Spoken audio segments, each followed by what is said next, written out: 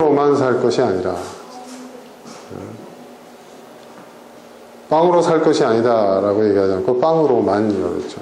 빵으로만이라는 것은 뭡니까, 여러분? 빵도 필요하다는 것은 그 필요성을 인정하는 거예요. 예. 그럼요, 우리 빵 안 먹으면 죽습니다, 여러분. 밥 안 먹으면 살 사람 있습니까? 예?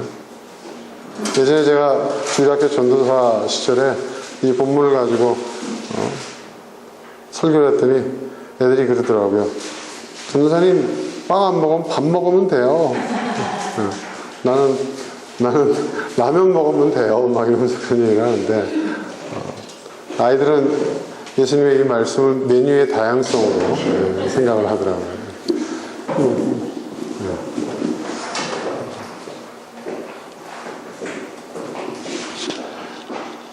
그렇습니다, 여러분.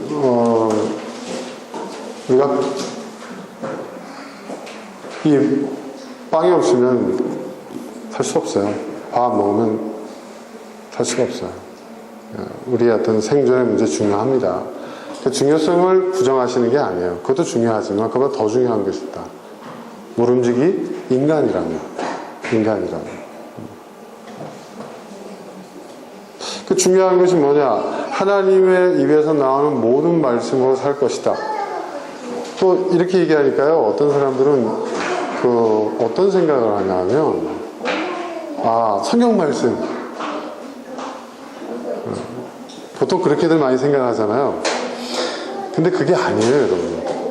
여기서 말하는 성경 말씀을 얘기하는 게 아닙니다. 네.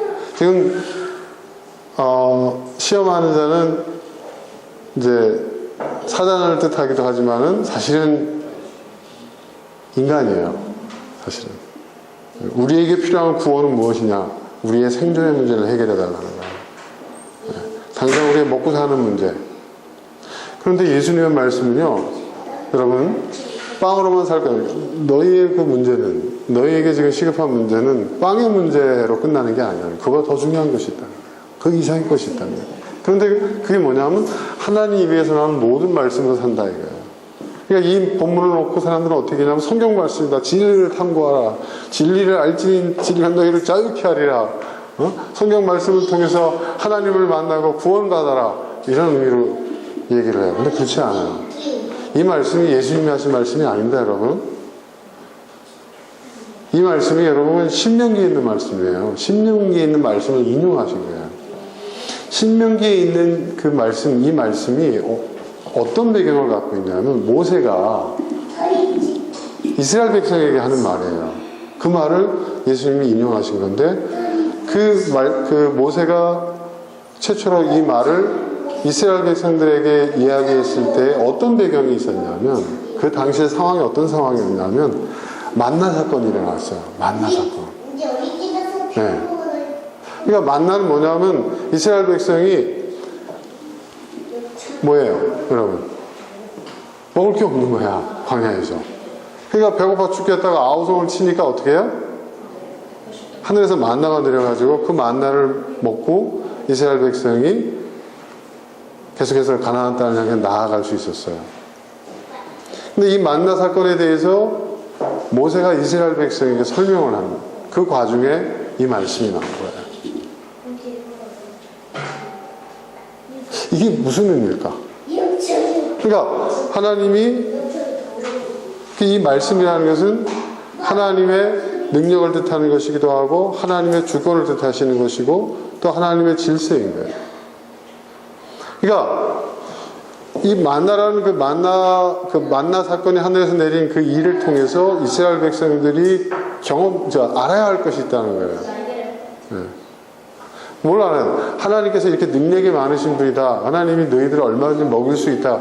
그런 차원의 이야기가 아니에요.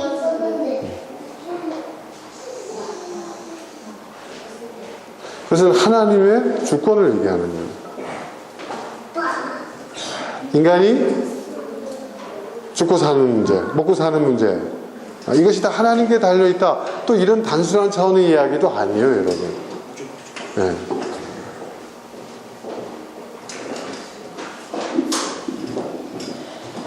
여러분,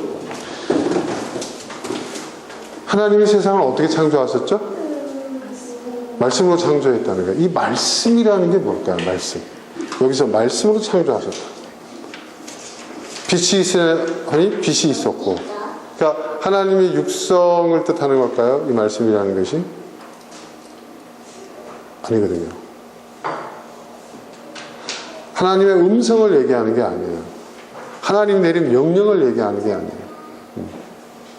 단순히 어떤 성경에 기록되어 있는 명제적인 그러한 종교적 진리를 얘기하는 것도 아니에요. 하나님이 말씀으로 세상을 창조하셨다. 말씀으로 세상을 창조하셨다. 여기서 이 말씀이라는 것은 이제 헬라어로 로기야, 로고스, 예, 로고스. 로고스라는 것이 무슨 뜻일까? 하나님의 섭리, 하나님의 질서, 하나님의 선한 의지, 이런 의미가 있어요. 그러니까 이 말은 무슨 얘기냐면 하나님 입에서 나오는 모든 말씀을 산다는 것은 뭐냐면 하나님의 창조 질서를 얘기하는 거예요. 저는 이 말씀을 우리는 재발견해야 돼요. 자, 사람들이 왜 자연을 파괴합니까? 먹고 사는 문제를 해결하기 위해서요. 그렇죠? 땅을 파면 금도 나오고 석탄도 나오고 철강석도 나오고 석유도 나오고 우리한물도 나와. 자, 저 산 밀어, 도로를 만들어, 저 바다를 메워, 그래서 저기서 농사를 지어가지고 쌀을 많이 나게 해. 이게 다 무슨 문제죠? 우리의 빵의 문제를 해결하기 위해서요. 우리의 생존의 문제를 해결하기 위해서입니다. 그렇죠, 여러분? 그렇지 않습니까? 군비 경쟁도요, 여러분, 뭐예요? 생존의 문제를 해결하기 위해서요. 내가 더 강해야 되겠어. 그래야 안심이 돼. 언제 내 걸 뺏길 줄 몰라. 지켜야 돼. 그렇잖아요, 여러분. 군비 경쟁도 여러분, 결국 뭐예요? 생존의 문제예요. 빵으로부터 시작해서 그렇게 가는 거예요. 그렇지 않습니까? 심지어 우주 개발, 야, 언제 여기서 우리가 이 지구를 버려야 되는 상황이 올지 몰라. 인구 폭발, 자연 환경 파괴를 위한 재해. 그러니까 우주 개발하자. 막대한 천문학적인 돈을 들여가지고 계속 시도하고 있잖아요. 뭐 인터스텔라 같은 영화 같은 경우도 나오고. 왜 그런 거예요, 여러분? 과학 문명이 발달되는 것도 우리의 생존의 문제를 해결하기 위한 거 아니에요, 그렇죠? 그런데 인류 문명이 그 생존의 문제를 해결하기 위해서 이 과학 문명이 발달되면 발달될수록 과학 그 자체가 문제라는 게 아니에요. 그 동기가 중요해요. 그러다 보니까 결국은 어떻게 돼요? 하나님의 창조 질서가 깨트려지고, 그렇죠? 환경 파괴, 자연 훼손 이런 일이 일어나잖아요. 그게 근본적으로 어떻게 해요? 우리의 생존의 문제를 위협하는 거예요. 저는 우리가 살아온 20세기가 그 증거라고 저는 생각해요. 산업혁명 이후에 19세기, 20세기의 그 두 세기간에 이루어진 일들이 이 말씀의 의미를 우리한테 새롭게 와닿게 하고 21세기를 맞이하면서 이 말씀은 저는 새롭게 이해해야 한다. 이건 종교적인 어떤 의미로서의 말씀으로 끝일 게 아니라 하나님의 창조 질서를 얘기합니다. 하나님은 말씀으로 세상을 지으셨다. 하나님의 말씀으로 지으신 이 세상을 훼손하는 것은 그래서 범죄예요.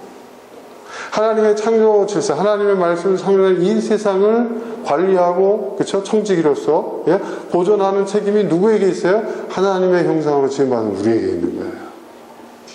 그렇죠, 여러분? 그런데 우리가 하나님의 말씀으로 창조된 이 세상을 어떻게 해요? 말씀으로 그러니까 우리는 뭐냐? 하나님의 입에서 나온 모든 말씀을 할 것이라는 것은 인간의 생존의 문제는 결국 뭐예요? 하나님의 이 창조 질서의 그 안에서 해결해야 할 문제라는 거죠. 오히려 우리는 생존의 문제를 해결하기 위해서 하나님의 창조 질서를 깨트리고 있다는 거예요.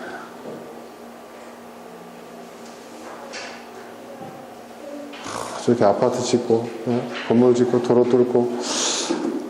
저는 여러분 강원도에 가면은 어떻습니까, 여러분? 저 강원도 영도고속도로를 타고 그 동해고속도로 내려가는 거하고 또 그 다음에 저 고성방향 쪽으로 이렇게 올라가는 고속도로 이렇게 보면 산 사이에 별로 도로도 다니지도 않는데 고속도로가 뻥뻥 뚫려 있어요. 그렇죠?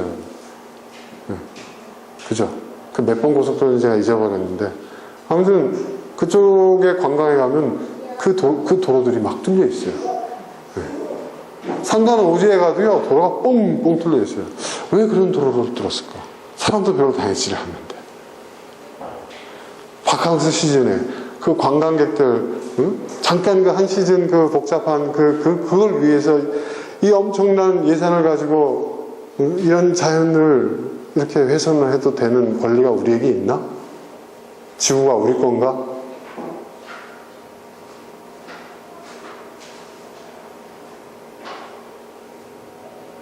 여러분 영화 보신 적 있어요? 이 영화? 그 지구 최후의 날 해가지고 그 설정이 있잖아요. 외계인이 와요. 예. 근데 이제 지구인들이 외계인의 침공이라고 그래가지고 막 적대적으로 대하고 공격도 하고 막 그런 와중에 대화를 나오잖아요. 그 외계인과의 대화. 당신은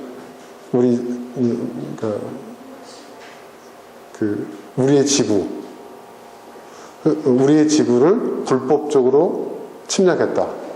침입했다. 이렇게 얘기를 하니까 그 외계인이 물어봐요. 뭐라고 물어보냐면 당신이 말하는 우리는 누구냐? 그랬더니 인간이다. 그럼 인간이 지구의 주인이냐? 그랬더니 당연하다. 그러니까 이 외계인이 누가 그러냐? 아주 의아하게 얘기해요. 인간이 지구에 하는 짓이, 그죠? 지구를 죽이고 있다는 거예요. 마치 암세포처럼. 그러니까 지구를 구하기 위해서 어떻게 해요? 인류의 문명을, 인류가 이룩한 문명을 파괴하려고 하는 거예요.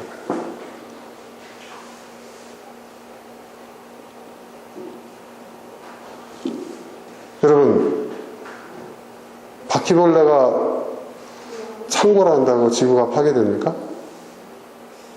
아니거든요. 자연은, 그죠? 먹이 사슬에 의해서 생태계 그 구조에 의해서 스스로가 균형을 유지할 수 있는 그런 시스템이 있어요, 나름대로. 근데 그걸 누가 자꾸 문제를 일으키죠? 인류가.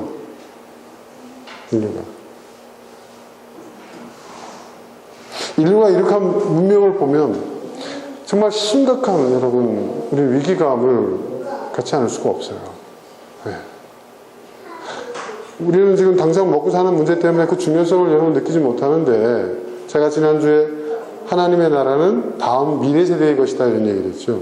여러분 미래 세대가 살 세상을 생각을 한번 해보세요. 지금 여러분 얼마나 심각한지 아십니까? 지금 쓰레기 문제부터 시작해서 네? 여러분 지금 전 세계 바다에 떠다니는 그 쓰레기를 다 모으면은 네? 네? 아니 그러니까 전 세계에 떠다니는 그 쓰레기를 다 모으면은요 그 크기가 얼마나 날 것 같습니까? 네? 여러분 얼마나 날 것 같아요? 전 세계의 바다 위에 떠다니는 쓰레기를 다 모아요. 네? 그 넓이가 얼마나 날 것 같습니까? 여러분 남북한보다 더 큽니다. 합친 넓이보다. 이거 굉장히 심각한 거예요. 그게 떠다니는 게 그런데 바다에 가라앉은 건 얼마나 많을까요? 그러니까 여러분 물고기를 그 다큐멘터리 나오잖아요. BBC 방송에서 물고기를 여러분 있잖아요. 잡아다가 참치를 잡아다가 그러니까 플랑크톤부터 이렇게 먹이 사슬을 해가지고 제일 위에 있는 게 참치라고 하더라고요. 참치가 작은 물고기를 먹고 사니까 그렇죠? 그 참치를 갖다가 이렇게 잡아가지고 DNA를 분석하니까 거기에 플라스틱 성분들이 나온다는 거예요. 플라스틱 성분. 우리가 버린 것들. 그게 우리의 몸에 축적되는 거예요. 환경 호르몬이 우리가 버린 것이 우리에게 지금 재앙으로 돌아오고 있어요. 심각합니다, 여러분. 지금은 잠잠해졌지만 광우병 문제. 여러분, 광우병 문제가 여러분 없는 게 아니에요. 실제 하는 거예요. 실제로 발생한 문제예요. 그게 지금 잠잠해졌을 뿐이에요. 우리 한국 사람들 그거 있잖아요. 님비 현상 해가지고 그냥 당장 자기한테 뭔가 이렇게 위협을 느끼면 확 끌어오다가 그것도 유행인 것 같아. 내가 볼 때. 심각하게 지켜봐야 되고 감시해야 되고 관리해야 되고 견제해야 되는 거예요.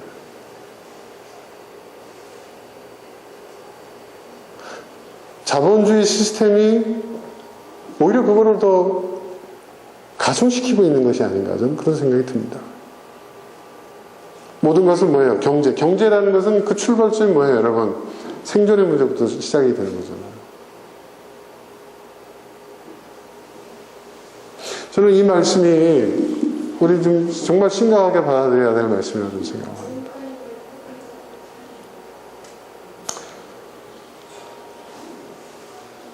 환경의 문제. 여러분 정말 우리가 그러면 그것에 대한 대안을 우리는 찾아봐야 되는 거예요. 모든 것을 생존의 문제로만 바라보고 그것을 우선시했을 때 그것이 결국은 하나님의 창조 질서를 파괴하는 행위로서 우리에게 돌아온다는 거죠. 다음 세대에게도. 우리가 뿌려놓은 것들이 전부 다음 세대에 넘어갈 것입니다. 여러분 쓰고 있는 치약도 말입니다. 그게 보면 이빨 잘 닦이게 그 작은 미세한 플라스틱 가루가 들어가 있는 거 아시죠? 네. 그걸 뭐라고 부르던데? 그리고 거품 잘 나게 하는 계면 활성제인가요? 그게 화학물질이잖아요. 그죠, 여러분? 네. 소금으로 닦는 게 제일 좋대요. 왕소금으로. 천일염 왕소금으로. 네. 근데 그게 있잖아요. 여러분, 우리가 이빨을 닦을 때마다 그게 어떻게 됩니까? 몸에 쌓입니다. 쌓여요. 여러분, 우리 몸이 소화해서 분해하고 흡수하지 못하는 것들은요, 다 인위적인 것들이에요. 제가 커피를 하니까 가장 대표적인 게 뭐죠? 카제인 나트륨. 그리고 뭐예요? 유화제. 이런 것들이 뭐냐? 예를 들어서 여러분, 커피하고 우유하고는요, 분자 구조상 섞일 수가 없어요. 절대로. 그러니까 여러분, 라떼 아시죠? 라떼 처음 나올 때는 여러분 어떻습니까? 잘 섞여서 나오지만 조금만 시간 지나면 어떻게 층이 딱 지죠. 네. 근데 뜨거운 물과 압력에 의해 가지고 그걸 뒤섞어 놓은 거예요. 근데 시간이 5분, 10분만 지나도 그게 딱 분리가 돼버려요. 그 층이. 왜냐하면 분자 구조상 이게 섞일 수가 없어요. 근데 인스턴트 커피들은 어떻게 나왔냐? 그거를 일종의 화학적 접착제를 첨가한 거예요. 그래서 여러분 믹스 커피들 보면 어떻게 되어 있어요? 잘 섞여 있죠? 뜨거운 물만 부으면 계속 그게 층이 구분이 안 되잖아요. 그게 그 유제품과 유지방과 커피가 잘 붙어 있도록 화학적 접착제를 그 안에 탄 거예요. 그러니까 그게 어떤 일이 벌어지냐면 커피는 소화가 되고 그 유지방도 소화가 되는데 그걸 접착시켰던 그 화학 물질은 남아있는 거예요. 근데 이게 분해가 안 돼, 몸속에서. 그게 축적되는 겁니다. 아찔하죠, 여러분? 그 심각한 문제예요, 그게. 네. 우리는 뭐예요?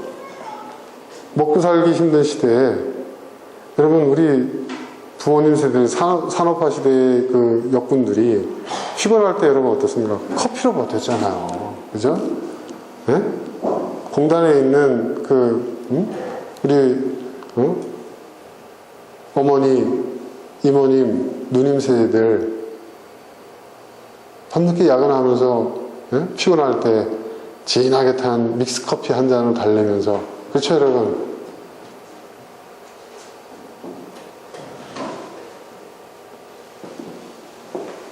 그게 히트 상품이 돼가지고, 그걸 만들어낸 그 회사는 대기업이 됐지만, 돈 벌어 대기업이 됐지만, 그걸 먹은, 그 결과가 당장 그 세계에서 나오는 게 아니에요. 그죠? 그 다음 세대. 저는요, 연관성이 있다고 저는 생각합니다. 그게 지금 제대로 된 연구를 하지 않아서 그렇지, 한 세대에 걸쳐서 정말 거의 중독 수준으로 믹스커피를 먹어댔거든요, 우리나라가. 믹스커피 소모량이요, 여러분. 우리나라 전 세계에서 1위예요. 그거 아세요? 어마어마하게 먹습니다, 여러분. 그런 인스턴트 커피. 아직도. 네. 근데 그 안에 들어가 있는 그 화학물질. 거기에 대한 연구도 제대로 돼 있지 않아요.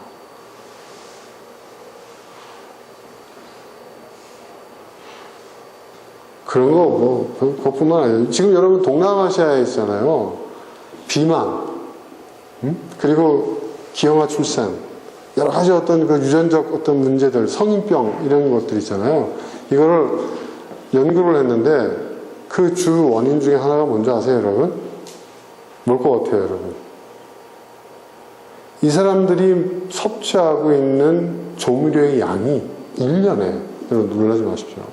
1년에. 우리는 안 넣잖아요. 건강에 나쁘다고 안 넣잖아요. 그죠? 그렇잖아요. 조미료. 네, 특정 제품을 얘기하면 이걸 두고 누가 또 듣고 고발할까봐 내가 얘기를 못 하겠는데, 여러분 동남아인들이 어마어마하게 처먹거든요. 처먹는 말이 좀 이상한데, 아무튼 섞어서 먹는데, 첨가해서 먹는데 그 양이 있지 않습니까? 조미료가. 한 사람, 성인 한 사람이 1년에 여러분 놀라지 마십시오. 12kg를 먹는데요. 12kg. 이게 제 얘기가 아니에요. 연구에 나온 자료예요. 12kg면 여러분 한 달에 1kg씩 먹는 거예요. 그러니까 그 사람들이 섭취하는 모든 음료, 그러니까 여러분 이렇게 가서 한번 이제 어느 그 특정한 베트남이라든지 무슨 방콕에 가보세요. 거기 가면 음식하는 거 조리 보면요. 이만한 큰 국자에다가요. 그냥 뭐를 팍 퍼다가 뿌리잖아요. 그죠? 그죠? 그게 다 조미료거든요. 그 조미료를 퍼뜨린 사람들이 누굽니까? 우리나라가 퍼뜨렸거든요. 그죠? 우리나라 사람들은 쓰지 않는데 동남아 진출해가지고 거기 떼돈을 벌었잖아요. 시장을 섞어냈잖아요. 우리 어머님들이 기억하는 그 브랜드가 버젓이 거기서는 아주 그냥 없어서는 안 되는 생필품으로 팔리고 있잖아요. 가격도 마음대로 못 올린대요. 왜냐하면은 그러니까 우리가 지금 쌀값 마음대로 먹고 짜장면값 마음대로 못 올리는 거 똑같다고 하더라고요. 그 나라에서. 화학조미료. 이거 어떡할 거예요? 근데 우리는 안 먹는 거 없죠, 여러분? 근데요, 우리나라 사람들의 연간 라면 섭취량이 일본의 3배인가? 그렇다고 하더라고요. 2.5배인가 3배. 라면에 여러분 다 그죠? 조미료 엄청 들어가 있잖아요. 그 MSG 맛이 땡기잖아요. 그래서 우리가 MSG 맛에 중독돼 있는 거예요, 사실은. 괜찮다. 그렇지 않아요. 그 연구 결과가 나와 있어요.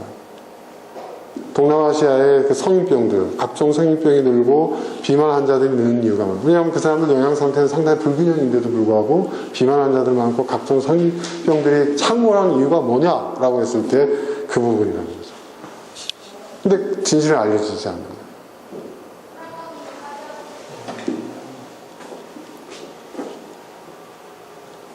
심각한 문제들이에요. 대기업들이 다 로비해서 그걸 막고 있고, 오히려 그 피해자들이 그걸 증명해야 하는. 우리나라 그렇잖아요. 그죠? 급발진 사고로 나서 사람이 다치고 재산상 피해를 봤는데, 그거를 누가 규명해야 돼요? 누가 규명해야 됩니까? 네? 피해자가 규명을 해야 돼요. 피해자가 그걸 어떻게 규명해야 돼요? 그죠? 말도 안 되는 얘기죠.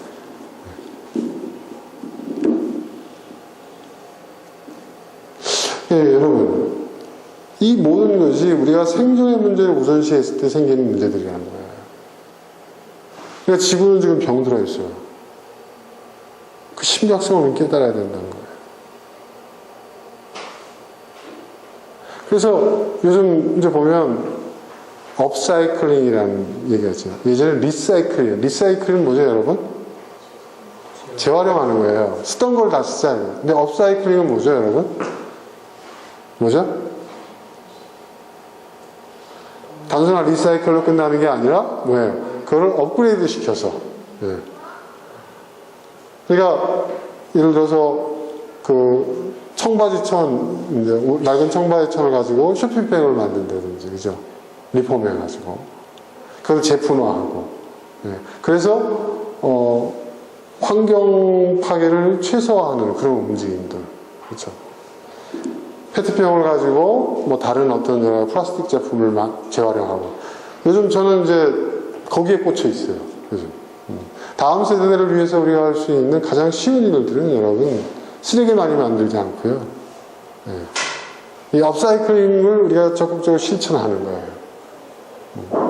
그래서 제가 입고 있는 이 바지도요, 사실은 이 재활용천이에요.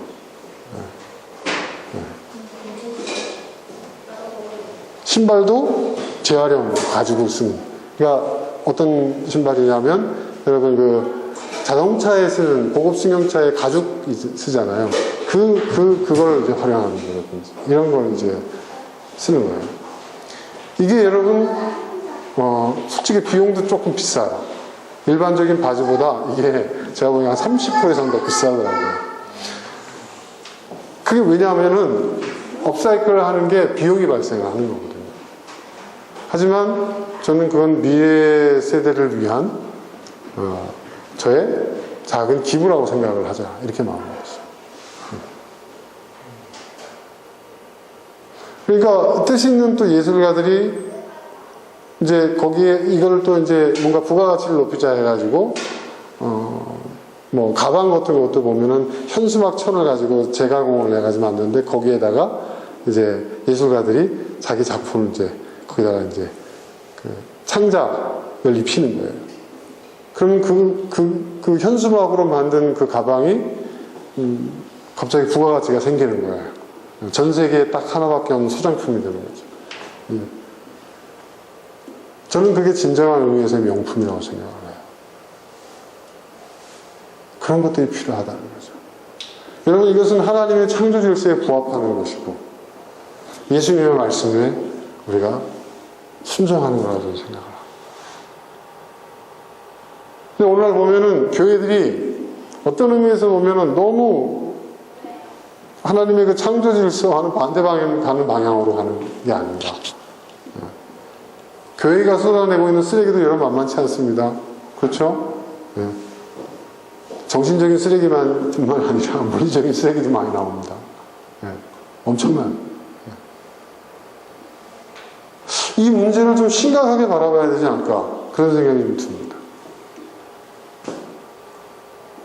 그래서 외국에서는 이런 부분에 대해서 굉장히 심각성을 느끼는 사람들이 우리 이 업사이클링 라이프 스타일이라고 그래가지고요, 새로운 형태의 소비와 새로운 생활 방식들을 공유하기 시작을 한 거예요. 네.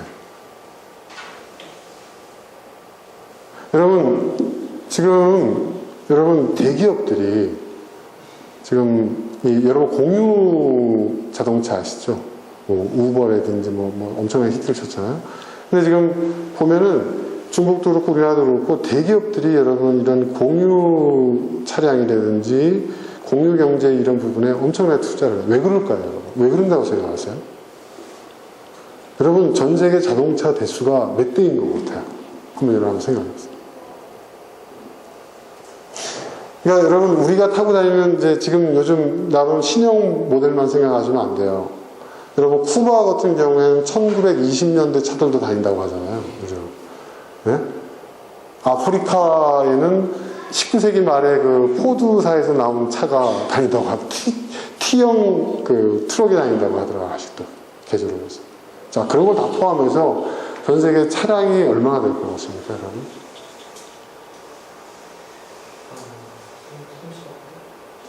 35대. 그건 너무 진보적이야. 네. 오늘 통계를 보니까 전 세계 차량의 대수가 한 8억 대 정도가 될 거다, 이렇게 얘기를 해요. 민간만 따지는 겁니다. 네. 공공 부분하고 또 이제 군사 부분, 뭐 이런 쪽은 다 제외하고 민간 부분에서. 네. 그러면 그 8억 대에서 쏟아내는 배기량이 얼마라고 생각하십니까? 한번 생각해 보세요. 매일같이 그 8억 대가 다니는 거예요. 상용차를 얘기하는 거예요, 여러분. 박물관에 서 있는 차 아닙니다. 네. 매일같이 사람들이 타고 다니는 차들. 네. 그게 바퀴, 세 바퀴짜리 예전에 그 용달차든 아니면은 뭐 대형 버스든 간에 여러분 제가 네팔 갔다 왔잖아요. 와, 그 네팔 그 굽이 천길 낭떠러지 거기에 여러분 반가운 택시 있어요. 예전에 우리가 타고 다니는 시내버스들이 거기서 다 다니고 있어요. 예. 예, 말죽거리 뭐 이렇게 펴져 있고 여러분 대원 운수 붙어 있는 게 그거 붙어 있는 걸 좋아하는데 왜 붙어 있는 걸 좋아하는지 아세요? 한국산이라는 거예요. 우리나라에서 퇴역한 그런 버스들이 다 그런 데 가서 굴러다니고 있거든요. 자, 그런 버스들이 매연을 뿜어내면서 여러분 한 8억도 되는 거의 차가 돌아다니고 있어요. 그 배기량이 얼마나 그 대기 오염이 얼마나 되겠습니까? 자, 이 부분을 더 이상 방치할 수 없는 상황들이 오는 거예요. 그래서 기후 여러분 G12에서 G30에서 모여가지고 기후 협약하고 하잖아요.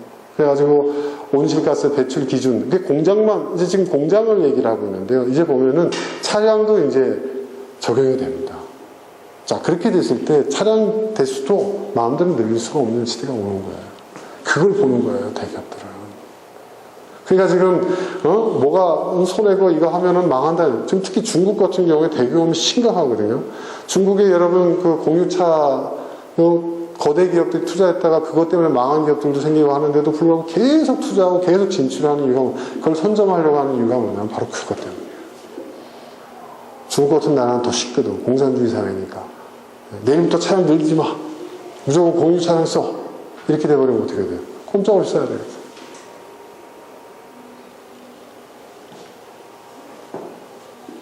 이러한 그 상황을 또 이용하고 있는 또 거대 자본들이 있다는 거예요. 심각하게 날아가야 된다는 겁니다. 네. 저도 차를 할 때 업무상 안 쓸 수는 없잖아요. 그래서 사실은 휘발유 차로 다 이제 본사에서는 뽑는데 저는 제가 고집해서 LPG 차. 그나마 대기오염이 좀 덜한 거. 그리고 웬만하면은 차를 이용하지 않으려고 애를 쓰고 있어요. 근데 이러한 어떤 노력이 여러분 궁색한 행동이 아니고요. 또 유난 떠는 것도 아니에요. 이게 필요한 거예요, 여러분. 이게 굉장히 중요한 거예요. 저도 쓰레기를 줄이려고 굉장히 노력. 요번에 저 이사를 할 때도요, 제가 저희 사무실에 본사로 이사를 했거든요. 가산동에서 이제 본사로 들어갔는데, 이사를 할 때도 어떻게 하면 쓰레기를 줄일 수 있을까?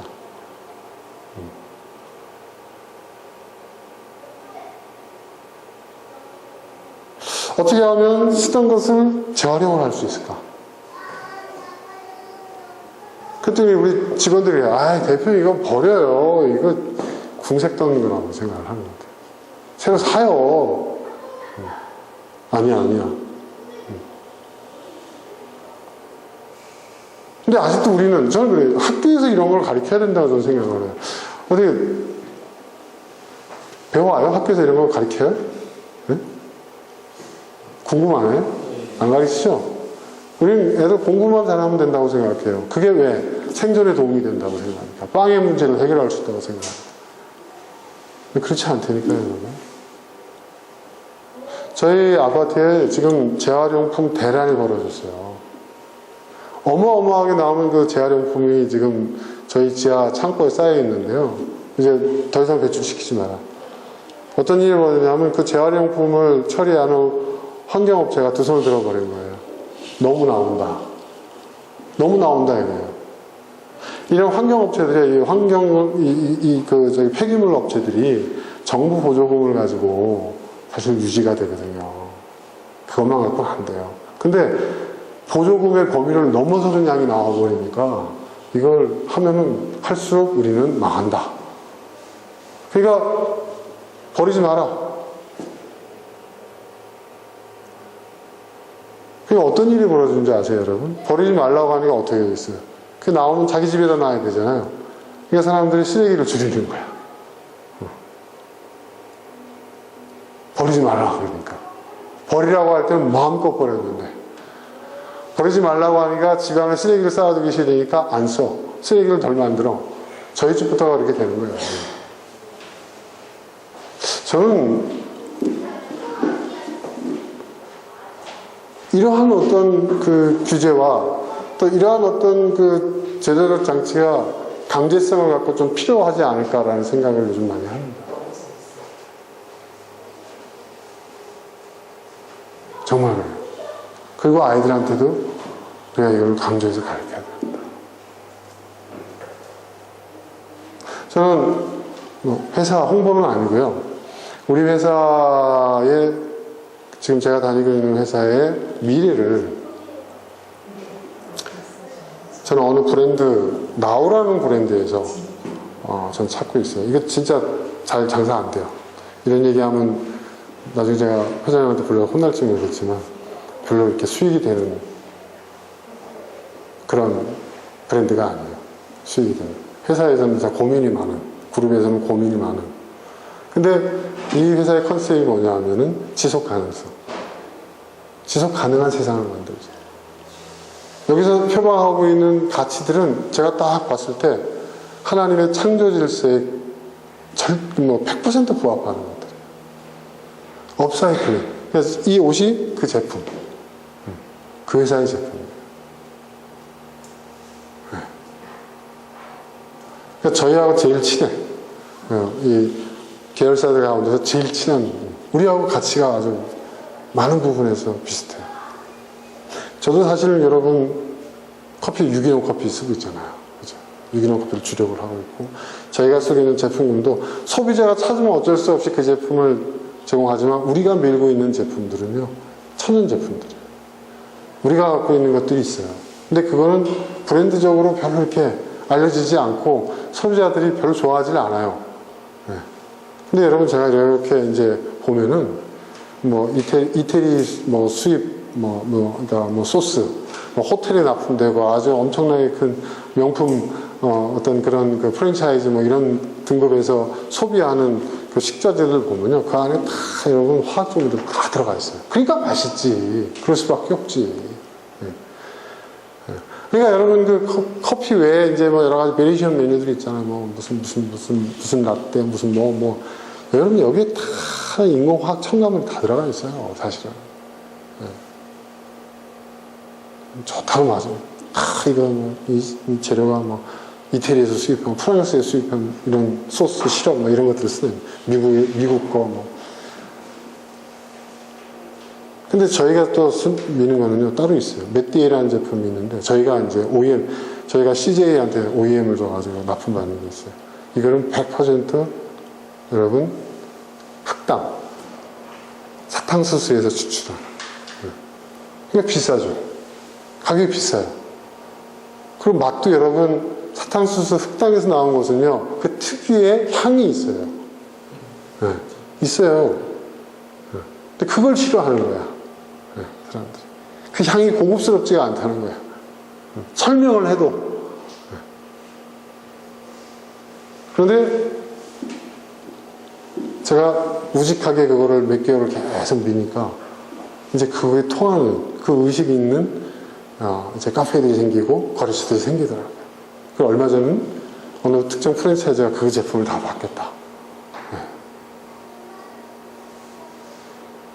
요즘 인기 끄는 게 또 타피오카 펄이라는 게 있어요. 이게 주 원료가 뭐냐 하면은, 이제,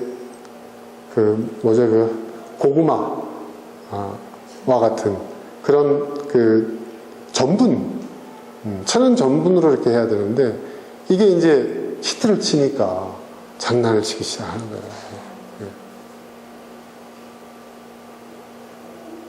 천연 제품은 비싸거든요. 그냥 여기다 이제 또 장난을 쳐요. 뭘 쓰냐? 유화제를 또 쓰는 거예요. 끈적끈적하고 이제.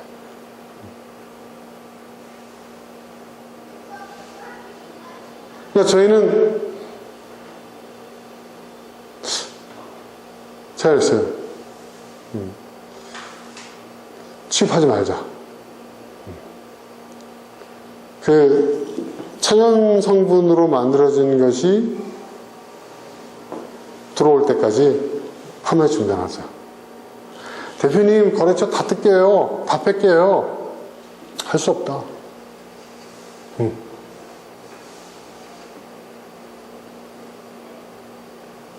요즘 또 과일 라떼가 히트를 치고 있어요.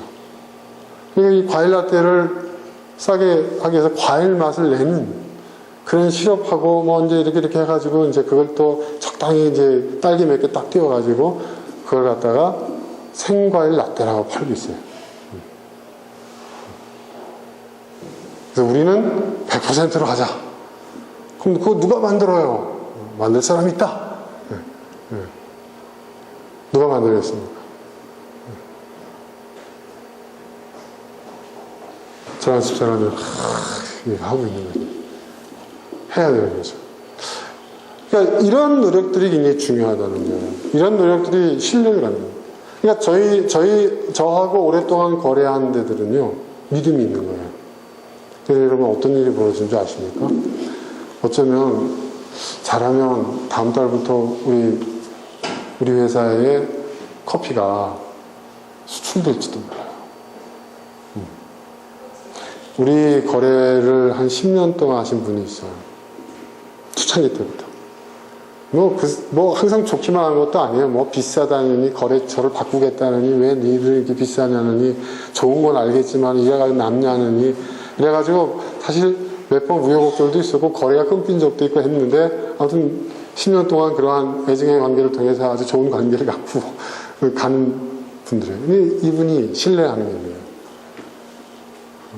신뢰. 식품 자체는 굉장히 안심하고 먹을 수 있는 거다. 좀 비싸더라도 여기는 확실하다. 여기서 추천하는 제품들 믿을 수 있다. 그러니까 이거를 우리한테는 맨날 이제 뭐라고 해서 맨날 우리를 싫어하는 줄 알았더니 자기 지인들한테 막 이분이 칭찬을 한 거예요. 그 지인 중에 하나가 해외에 뭐 유명한 호텔의 사장인 거예요. 이 양반이 먹어보더니 이 정도면 맛도 훌륭하고 이 정도의 어떤 그 인증과 이 정도의 품질이면 할 수 있겠다 해가지고 지금 거기서 저희한테 샘플을 요청했어요. 그래서 그걸 보내면 자기네가 이제 성분 검사하고 그 다음에 뭐예요? 거기에 있는 주방장들하고 뭐지 다 모여가지고 먹어보는 거죠. 한 달에 그 호텔에서 사이판에 있는 호텔인데 그 호텔에서 쓰는 커피의 양이 300kg. 1kg가 80잔에서 100잔 나오거든요.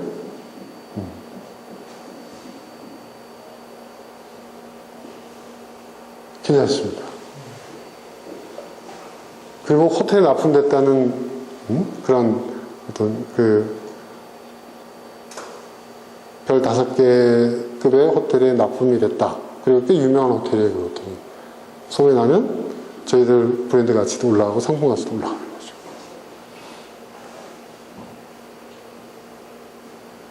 여러분, 일본에 가보면, 여러분, 우리나라에서는 100년 된 가게를 뭐라고 하죠? 노포라고 해요, 노포. 들어보셨어요? 노포. 근데 우리나라에 100년 된 가게가 몇 개나 있을 것 같습니까, 여러분?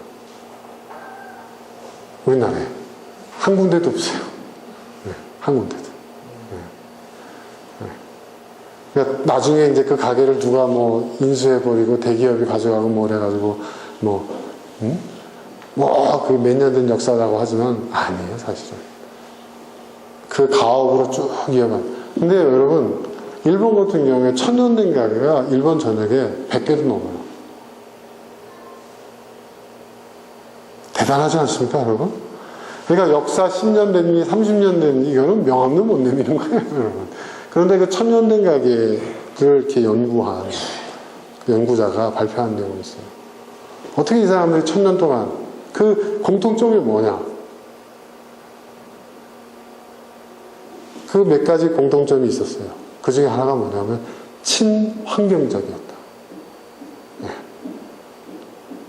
자연에 주는 피해가 최소화되어 있다. 그러니까 단순히 사람들이 이렇게 단골들이 많고 꾸준히 이용해서 천년 가는 그 정도가 아니라 그 가게가 위치하고 있는 그 마을뿐만 아니라 그 지역, 그 환경과도 그 융화가 어우러져 있다는 거예요. 대표적으로 어느 사케집이 나오더라고요. 사케집. 술 좋아하시는 분들은 사케도 좋아하시잖아요. 근데 그 사케집에서 그 술맛을 유지하기 위해서 그 지역의 수질 관리, 그러니까 그 가게가 그 지역의 물 관리에 1등 공신인 거예요. 지하수를 쓰는데, 그러니까 무슨 뭐 공장에 들어온다느니 뭐 빌딩 진다고 한다면은 그 가게 직원들은 다 뛰두르고 쫓아나가는 거예요. 그죠? 그리고 그 일본식 무슨 과자 구이, 쌀과자 구이들 많잖아요. 그걸 만드는데 그 유기농을 고집해오는 거예요. 유기농을. 대단하더라고요. 왜 우리는 그게 안 될까? 우리 그냥 돈벌이야. 그냥 저기 하면 잘 돼. 저기 하면 저 아이템, 저 위치. 그러니까 여러분 오래 가죠. 그 유행 지나면 끝나는 거예요. 유행 지나면 끝나는 거예요. 그러니까 아이템을 계속 바꿔야 돼요. 그 들어가는 비용이 더 커요, 여러분. 이사 자주 다니면서 여러분 비용 많이 발생하는 거와 똑같은 상황이 발생한다고요. 그러니까 좀 이러한 어떤 가치관의 문제, 인식의 문제, 이런 것들이 바뀌어야 돼요, 여러분. 이게 바뀌지 않으면 안 돼요. 근데 이걸 한 꾸준히 10년 밀고 왔더니 통하더라고요, 이제. 네. 그러니까 커피밀, 커피클릭, 지금 이제 블랙라이프 M&A에 대한 블랙라이프 계열사가 돼도 윤선주라는 사람이 처음부터 시작해야 지금까지 계속 가고 있구나. 그러니까 저 사람은 믿을 수가 있어. 저 사람이 있는 한 그 가치가 지켜줄 거야. 그러니까 제가 좀 그렇게 좀 웃긴 얘기지만 제가 좀 브랜드화 되었습니다. 이 업계에서는 지금. 근데 이게 꽤 경쟁력이 있더라고요. 네. 저한테도 자문도 많이 구하고요. 재밌는 얘기 하나 해야 될까요? 제가 토요일 날 면접 봤습니다. 우리 회장이 아시는 분이 화나실지 모르겠는데 다른 회사 가려고 한 게 아니에요. 제가 한번 말씀드렸을 거예요. 이제 젊은 30대의 청년들이 모여서 대기업 출신의 똑똑한 청년들이 다 하나같이 다 대기업 출신들이고 좋은 대학 나오고 있는 아주 장래가 유명한 친구들인데 이런 친구들이 모여가지고 스타트업을 준비하고 있어요. 네. 이제 그 식재료에 관련된 걸 하는 거예요. 근데 이 친구들이 저를 지금 엄청 귀찮게 하고 있어요. 삼고초려를 하고 있습니다. 대표님, 저희랑 같이 해요 하는 거예요. 그래서 내가, 아니 젊은 사람들이 하는데 왜 이런 꼰대를 자꾸 끌어들이려고 하냐고 그랬더니 대표님이 필요해요.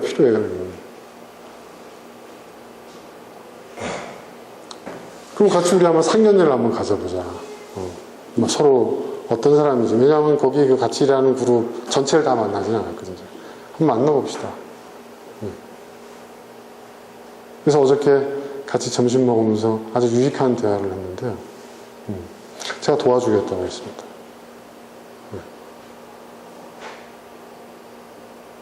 그러니까 저희가 뭘 해드려야 돼요? 웃으면서 당신은 나한테 뭘 해줄 수가 있어? 하긴 그렇대요. 그럼 저희 지분이나 뭐 이런 얘기를 해봤어요.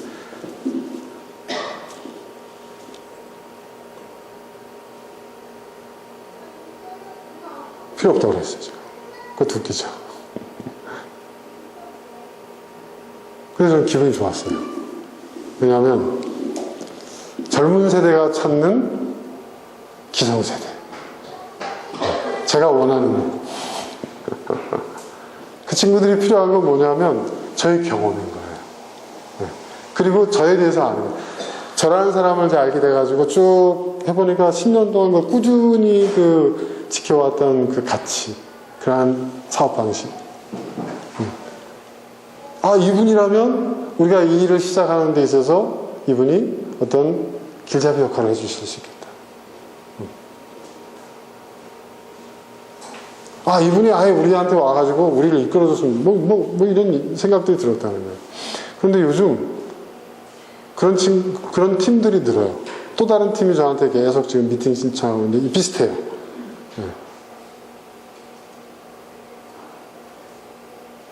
그쪽은 교육과 관련된 거예요. 교육과 관련된.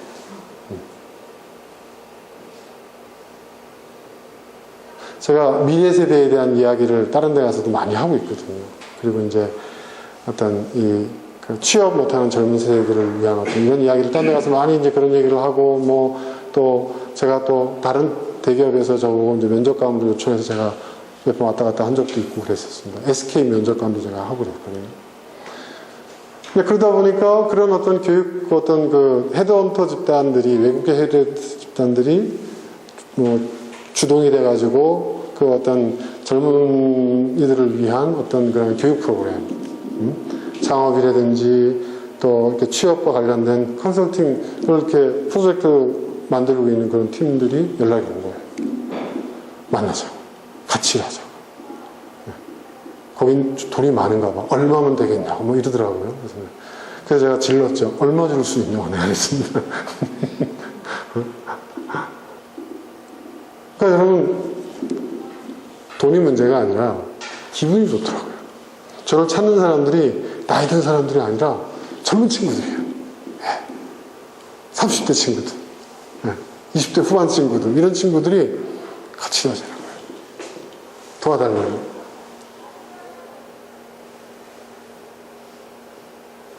저는 이 세대 간의 문제도, 세대 간의 갈등도 저는 하나님의 그 창조 질서의 그 안에서 해결돼야 된다고 생각합니다. 왜요? 젊은이는 새로운 걸 시도하고 나이 든 사람들은 그 젊은 세대들을 서포트 해주는, 그죠? 이게 세대 간의 창조 질서인 거예요. 그렇죠? 이것은 어떤 계급이나 이게 어떤 권위적인 어떤 서열이 아니라 아름다운 관계인 거죠. 그런 게 형성이 된다고 생각하니까 너무 기분이 좋아요. 젊은 세대들이 저를 찾아요. 그래서 제가 그랬어요. 야, 유선주 허살지 않았구나. 요즘 그런 생각이 들더라고요. 요즘 조금 그런 생각이 드는 거예요. 허살지 않았구나. 그래도 내 나름대로의 신념을 갖고 가치를 갖고 꾸준히 살아왔더니 이제 젊은 세대들이 나를 찾아오네? 기분이 좋습니다. 그래가지고요, 저희 이제 사무실에는요, 사람들이 항상 옵니다. 네. 커피 업계에 관련된 사람들도 오지만 그런 친구들이 많이 와요. 네.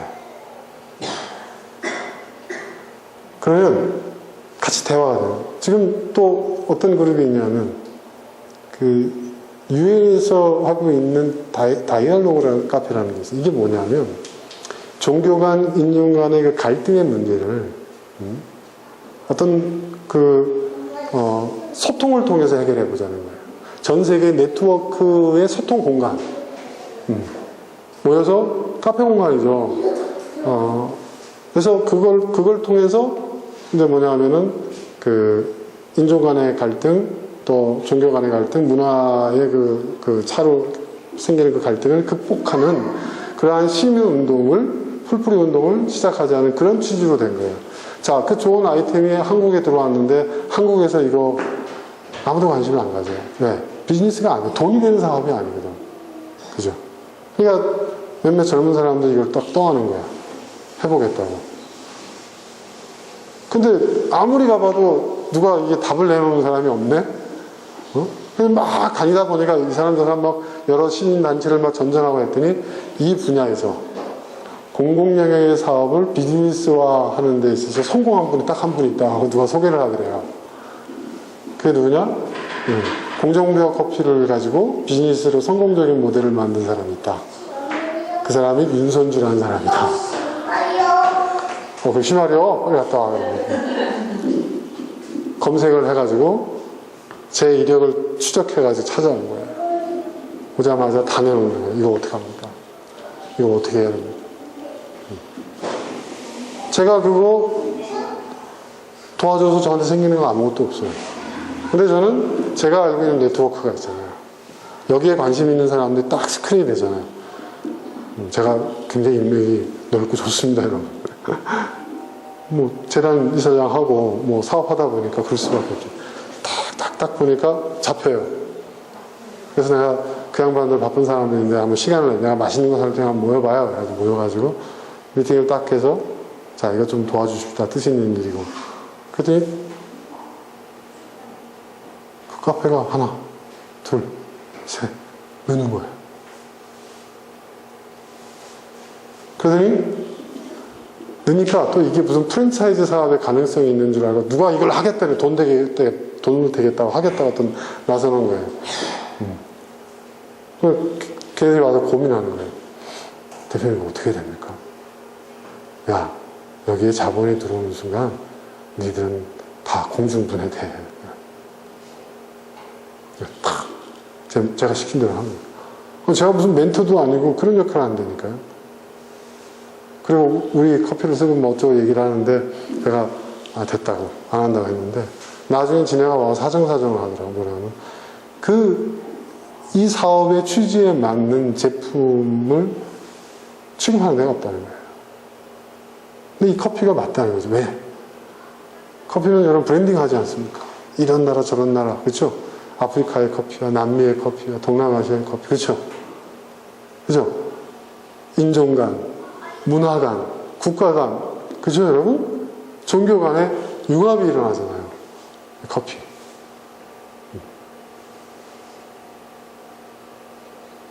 그래, 납품해라. 자, 그러니까 이런 일들이요, 여러분, 뭐, 돈을 얼마나 버냐, 수익과 상관없이, 여러분, 기분이 좋은 거예요. 뭐냐? 열정을 갖고 일할 수가 있는 거죠. 가슴이 떨리는 거예요. 전 나중에 회사 나오면, 아예 그런, 뭐라고 할까요? 제 자체가 플랫폼이 되는 거죠, 말하자면. 네. 그런 걸 해야 되겠다. 그래서, 기성세대로서 젊은 세대들에게 왜요? 내 기성세대가 줄 수 있는 것, 지혜와 경험과 경륜을 주는 거예요. 공유하는 거예요. 그리고 내가 구축해 놓은 그러한 그 핵심 키맨들에 대한 인적 네트워크도 공유시켜주는 거예요. 누굴 찾아가야 되는지 모르거든요. 그렇잖아요. 문제가 발생했을 때. 전 그게 뭐냐? 하나님의 입에서 나오는 모든 말씀으로 이루어져 있는 이 세상을 움직이는 원리이자 그 하나님의 그 창조 질서에 부합하는 삶이라고 저는 생각합니다. 제자리를 찾아가는 거예요. 제 역할을 하는 거예요. 여러분, 아름답다는 말의 의미가 뭐라고요? 아름이 나잖아요, 나. 여러분, 나다운 거예요. 지극히 나다운 거예요. 제자리를 지키는 거예요. 제자리에서 나다운 것. 하나님이 정해놓으신 곳에서 꽃을 피우는 거예요. 하나님이 나를 뿌려놓은 곳에서 싹을 틔우고 자라나 꽃을 피우는 거예요. 하나님의 창조 질서에 부합하는 삶을 사는 거예요. 아버지로서, 기성세대로서, 그죠?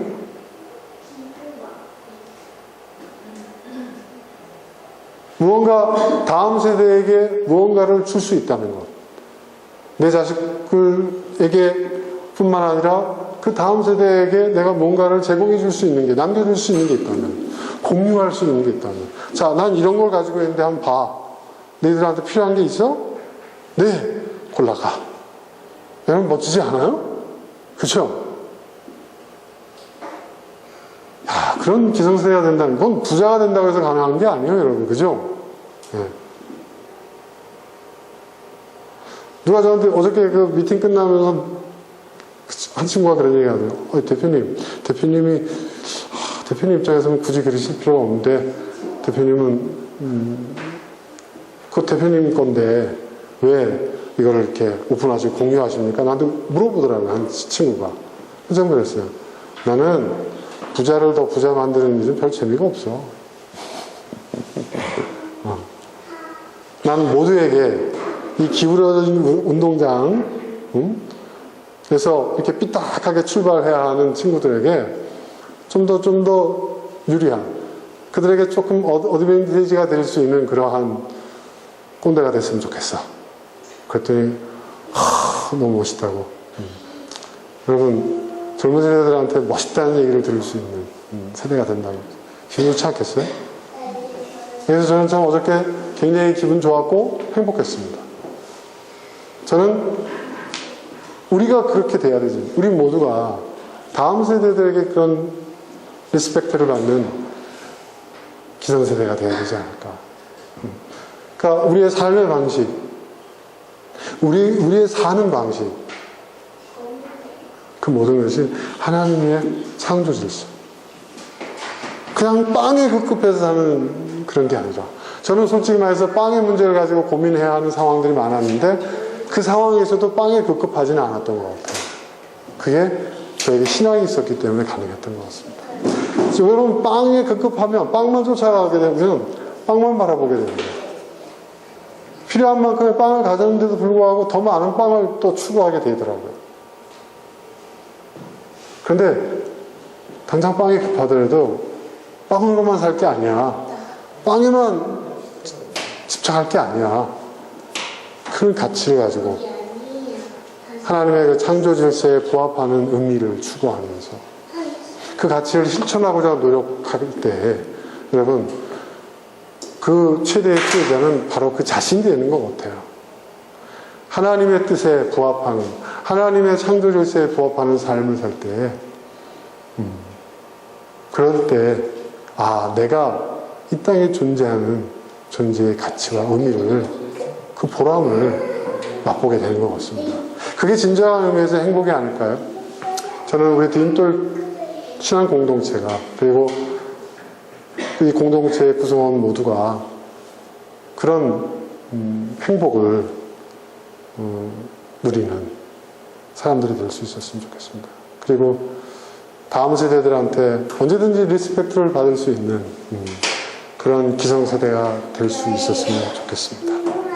자, 이제 우리 함께 오늘 함께 나눈 교훈들을 놓고 기도하는 시간을 갖도록 하겠습니다. 함께